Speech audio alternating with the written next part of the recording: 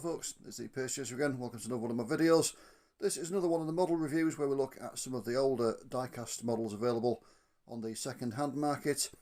And this one we're going to look at the exclusive first edition's EFE Bedford SB with Duple Super Vega bodywork.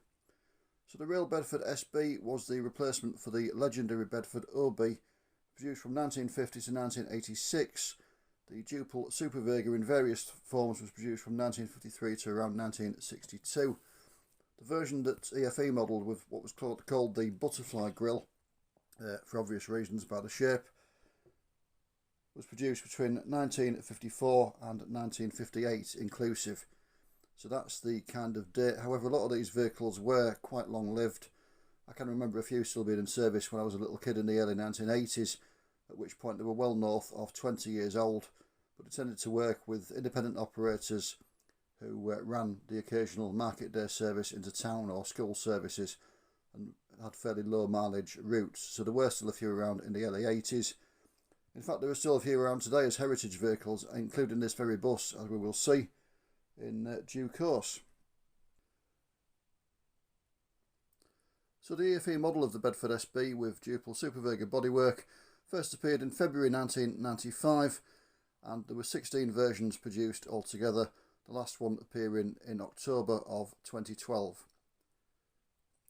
The one we've got is the second one released, catalogue number 18702. Now there were some popular fleets done on the Bedford SB. There were people like Southern Vectis, Grey Green of London, Stevenson's of Uttoxeter, McBrain's, but 18702 was something very different. It was done in the livery of Gorwoods Coaches of East Cottingwith in the East Riding of Yorkshire. Who Pace Chaser? Well, exactly. A little known operator even in the East Yorkshire area. I think they ceased trading around the late 1970s, early 1980s. Certainly the service they used to run. They used to run a Monday to Saturday service from Orton to York and a Saturday only service from Thornton and Melbourne to York. But by the early 80s they were being operated by East Yorkshire, so I think Gorwoods had ceased at some point before that. Now the only reason I can think of for EFE picking such an obscure fleet is, as I mentioned before, they used to do these models if they could by photographing and measuring a vehicle, a preserved vehicle at a rally. Now this vehicle, which in real life was registered SED 232, was preserved from the late 1970s onwards. And it's highly likely that EFE caught up with it at a rally in the livery of Gorwoods Coaches and decided to do it in the livery in which it stood. It wasn't the first release. The first release was Orange Luxury Coaches, but it didn't always follow that the one they'd measured and photographed would be the first release. So I would assume that this is the vehicle they actually photographed and measured in order to do the model, and that's why they chose to do such an obscure East Riding rural operator. But yeah, this model, catalogue 18702, was produced in March 1995. As I said, it was the second of the Bedford SBs produced by EFE. The real vehicle was new to a firm called Shadwell of Warrington in 1958. As I said, it was registered SED 232. This is an early EFE release. At the time, the standard EFE releases didn't have registration plates, so there's no registration numbers displayed on it. The registration plate on this bus should be here, just underneath the grille. And in the middle of the bumper there was actually a destination blind. Now for some reason EFE didn't put a destination on it, which is strange because when they'd seen it at a rally it probably would have been showing York or something like that. But yeah, they didn't put a destination on, so destination blind is blank. As I said, as was common with standard EFE releases of the time, there are no registration numbers displayed, but it was SED 232.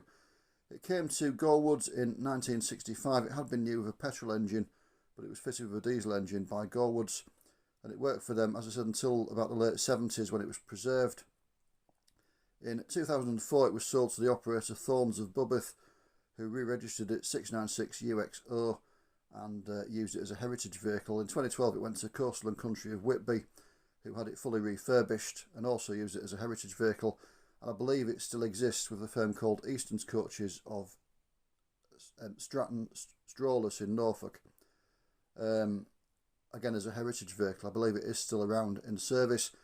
So if you're thinking it's not of your era, then think again. You can have one as a heritage vehicle in any of your fictional fleets, etc. So anyway, let's have a look at the actual model, and we'll start with the front as we always do. As I say, the most important aspect of a model are normally displayed with the front outwards. Not all of the Duple Super Vegas produced had the roof windows, as a result of which, to save doing two different castings, EFE have printed these on. They look fairly effective from normal viewing distance. Obviously I'm showing you close up. They're printed in a lovely racy orange colour, which the real vehicle had as well. That was all the rage in the late 1950s. And the roof skylights, as you can see, are also orange to match. But going back to the front, under there, you've got the windscreen. I think, looking at it, the windscreen is a little bit shallow on this model. I'll show you what I mean. I've got a photo of the actual vehicle that I found on the internet, and as you can see, the windscreen does look a lot deeper than the EFE model. It does look slightly too shallow. It still looks pretty decent. The shape of it's very good.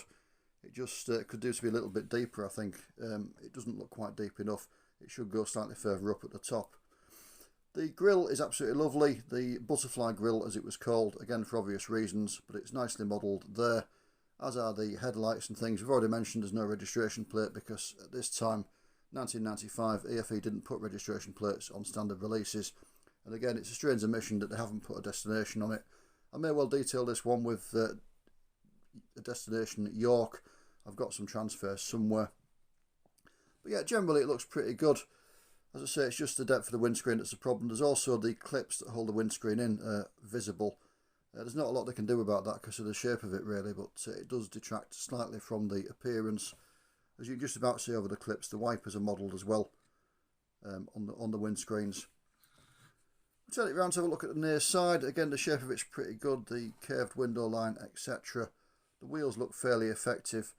From the photo that I've got, it appears that the wheels are actually silver on the bus. They had silver wheel embellishers on, but they're done in green on this one. They may have been green at the time that EFE saw it at the rally. I've not got any photos of it in preservation at the moment. The lettering's pretty reasonable. It can be quite crude on the early EFEs, but this isn't too bad. You've got the legal address there, the unladen weight there, and you've got the Gorwoods name just visible in a circle there. But generally the appearance is pretty good. This second window is slightly oddly fitting. As you can see, it's kind of sticking out a little bit. But apart from that, nothing really to report. Go around the back, again the clips holding the window in place are visible, which does detract slightly from the appearance. Got the letter in there, Gorwoods Coaches, East Cottingwith, York. Phone Melbourne, and then the phone number.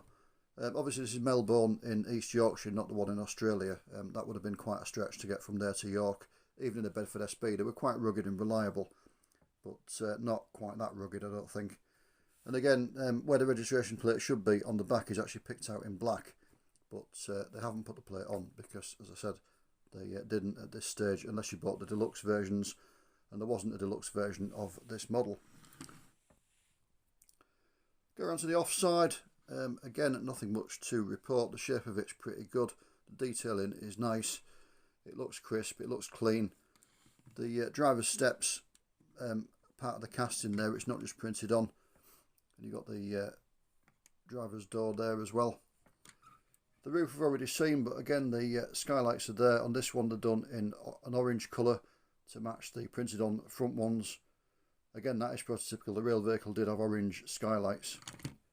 And if we go underneath, got a rudimentary bit of chassis detailing on there, a little bit of the detailing, not too much. And looking at the interior, nicely done. Again, EFEs of this era had one colour interiors. This one is moulded in brown, which appears from photographs to have been prototypical for the colour of the real vehicle. And it looks fairly decent from normal viewing distances. So all in all, it's a nice model. There are a couple of inaccuracies, again the depth of the front screen, but it doesn't look too bad. And I really do like this model. It's just got something about it, even though there are, as I say, a couple of inaccuracies. There's just a character about it. It's a lovely little model. I've wanted one for quite a while, and when I realised that the Gorwoods Coaches one that I'd seen advertised was actually the firm in East Yorkshire, I had to get one because I was brought up in the East Riding of Yorkshire. I was vaguely aware that a firm called Gorwoods had existed, but yeah, I definitely had to get one. But But as I say, it's a lovely character for a little model, as you can see, and well worth adding to your collection. So if you want to add one to your collection, how much will it cost you? The answer generally is not a lot. A lot of them are not very sought after. Prices, I've had a quick look at eBay this morning for the purposes of this video. Prices seem to start at £7.50 including postage. They go up to about £30. Some of them are sought after. The United Counties one was on for £30 plus £5 postage, and the Southern Vectis one seems to be quite sought after as well. That was in the sort of mid to high 20s, the price of that one. But for one of these, or the BOAC one was the cheapest one I could find. Some of the less sought after issues, as I say, you start at about £7.50 including the cost of postage. So pocket money really. They're not, a lot of them are not very valuable. They're not very sought after, and it is a shame because it is a nice character for a little model. Anyway, thank you for joining me. As always, take care of yourselves, and I will see you again soon. Bye for now.